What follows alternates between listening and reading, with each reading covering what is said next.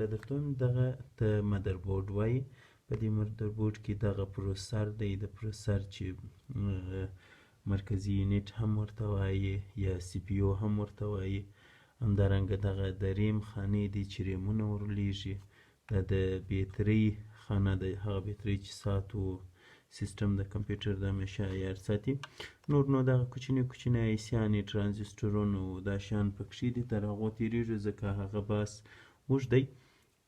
خلاصه خبره دا مدربورډ دی او دا سی پی یو یا پروسر دی، دا د ریم خانې دي، دا د بیټرۍ ځای دی، دا یو اس بي پلکونه دي، دا د نیټورک لین دی، دا ایچ ډي ایم آی لین دی، دا د ګوشکۍ یا هم د هیډفون لین دی، دا د میموري کارت د وراچولو ځای دی، دا د بیټرۍ د وصلولو ځای دی، دا فلک چې چارجر ته تړل کېږي، همدارنګه دا فلک چې سکرین ته بسته کېږي، او دغه ساحه چې ده دا بیا سی ډي روم وربسته کېږي او دې ساحې ته هارډ ډیسک وربسته کېږي.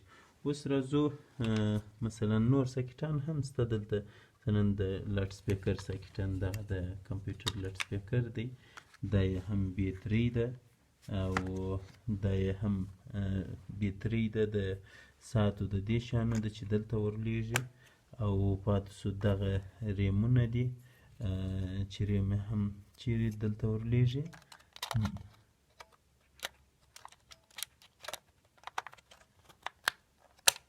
او دا هم ریم دی، دا هم دلته ورلېږي، صحیح ده. او دا هارډ ډیسک دی چې دلته ورلېږي، دا یې هارډ ډیسک دی، صحیح ده، دا دلته ورلېږي. او همدارنګه دغه سی ډي روم دی، سی ډي روم یې هم دلته ورلېږي. او دا بیټرۍ ده چې دلته ورلېږي. اوس خو دا بورډ سم نه دی نو ځکه ورلېدل یې څه سخت دي. دا لاډ سپیکر دی، دلته ورته ورلېږي. او پاتې سو دغه د پروسر یا د سی پی یو پنکه ده چې دی روښانه یعنې ګرمېدو ته یې نه پرېږدي. دا د پروسر هغه زموږ په اصطلاح یخچال یې دی چې پروسر ګرمېدو ته نه پرېږدي. او پنکه د دغه په توسط دا چې مثلا دلته پنکه چالانوي د دې د طریقه څخه دی یخ ساتي او دا پیپ بیا راځي مستقیما پروسر یخ ساتي. صحیح سو. راځو دغه کیبورډ دی او دا یې هم د پیچونو شیان دي، چې اوس مو کمپیوټر خلاص کړی د دغه پیچونه دي. او پاتې سو دغه هم د کمپیوټر د ماوس خانه، د ماوس دی، دا یې بټنونه دي او دا یې د پاور بټن دی چې چلانیږي. اوس که داسې مخ درته راواړوم دا یې پاور تڼۍ سوه او دغه یې ماوس بټنان سوه، دا خپله ماوس دی.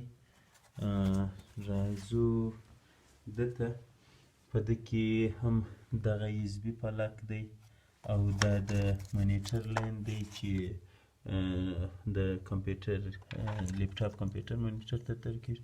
او دا یې هم د کارډ لین دی چې موږ دغه ورته وایو ډیډیکیټ ورته وایو. نو دغه سوه د کمپیوټر لنډه پیژندګلوي. هیله ده چې څه شیان مو پیژندلي وي. د وخت په تېرېدو انشاءالله زه ډېر خلاصه او ډېر خلص د کمپیوټر ټوله پرزجات در باندې پیژنم. بس همدغه ویډیوګانې تعقیب کړئ انشاءالله.